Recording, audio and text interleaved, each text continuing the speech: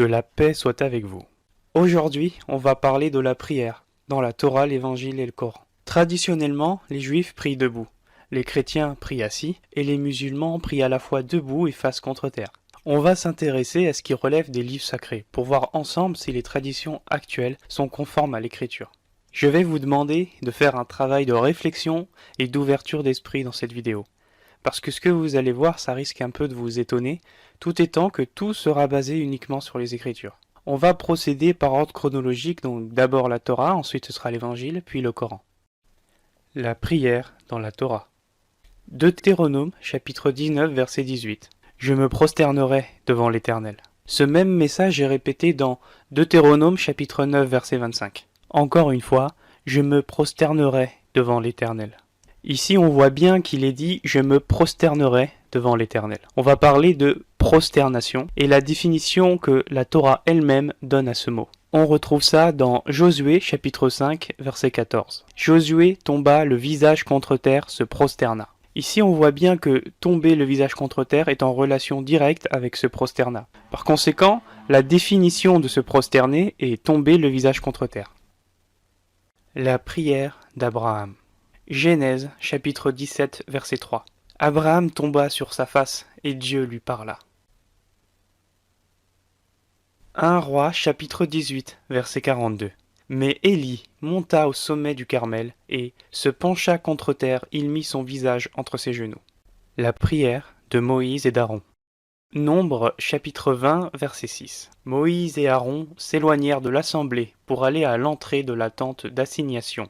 Ils tombèrent sur leur visage et la gloire de l'Éternel leur apparut. La prière de David. Psaume 95, verset 6. Venez, prosternons-nous et humilions-nous, fléchissons le genou devant l'Éternel notre Créateur. La prière dans l'Évangile. La prière de Jésus. Matthieu, chapitre 26, verset 39. Puis, s'en allant un peu plus en avant, il se prosterna, le visage contre terre, priant et disant « Mon Père ». On retrouve la même chose en Luc 22, versets 41 à 42. Puis il s'éloigna d'eux, à la distance d'environ un jet de pierre, et s'était mis à genoux, il pria, disant « Mon Père ».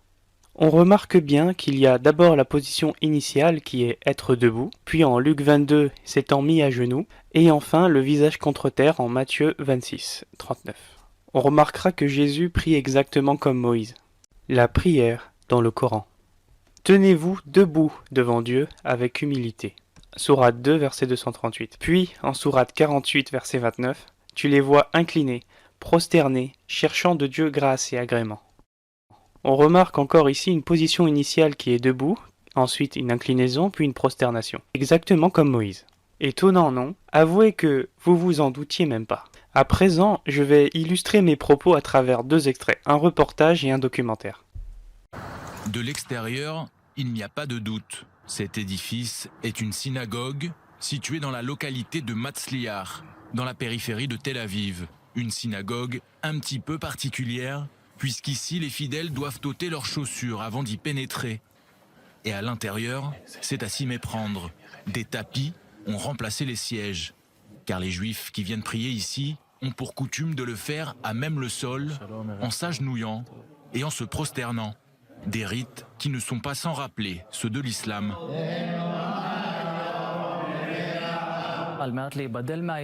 Aux alentours de 700 ans après Jésus-Christ, pour se différencier de l'islam, le judaïsme rabbinique a décidé de ne pas continuer à prier comme les musulmans et que la prière se ferait donc désormais de façon assise et plus en se prosternant.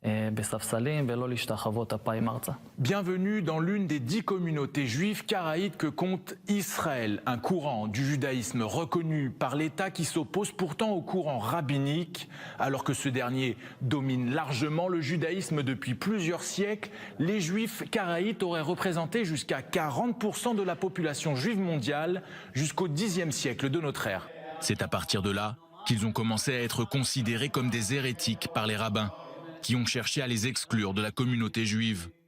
Les Juifs karaïtes ne représentent plus qu'aujourd'hui que quelques dizaines de milliers de fidèles, dont l'immense majorité se trouve ici, en Israël. Le consistoire nous rend la vie difficile. Les rabbins nous sont très hostiles jusqu'à aujourd'hui. Il s'agit d'une hostilité historique.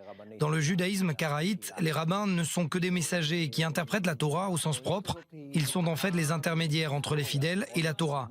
Alors que dans le judaïsme rabbinique, les rabbins ont autorité d'interpréter la Torah pour faire de nouvelles lois, ce qui ne correspond pas au dogme karaïte. Les Juifs karaïtes ne basent en effet leur foi que sur la loi écrite, telle que la Torah l'a décrit. Selon la loi rabbinique, même si ton rabbin te dit que noir c'est blanc, tu dois lui dire amen. Le judaïsme karaïte se base sur l'idée que le bien se trouve dans la Torah et qu'il n'y a pas besoin de se fier à l'opinion d'un autre. La compréhension de la Torah dépend de l'individu.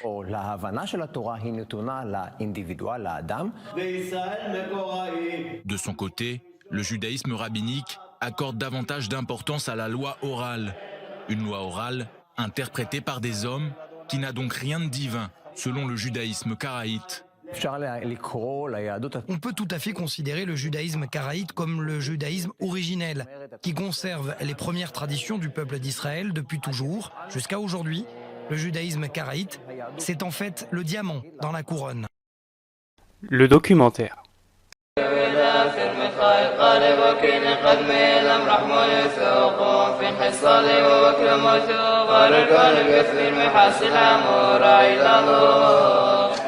C'est dans des monastères comme celui de Salah au Tour Abdin, qui abrita le patriarche syriaque durant des siècles, que chants et prières du christianisme originel ont été conservés loin de toute influence latine ou grecque.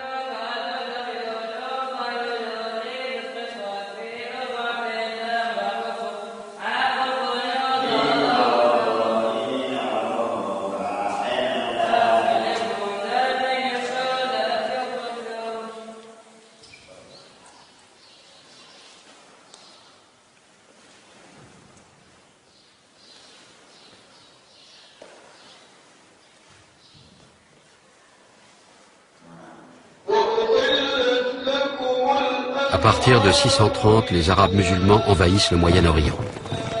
Nestoriens et Syriaques sont opprimés par les Perses et ces Romains qu'on appelle maintenant Byzantins.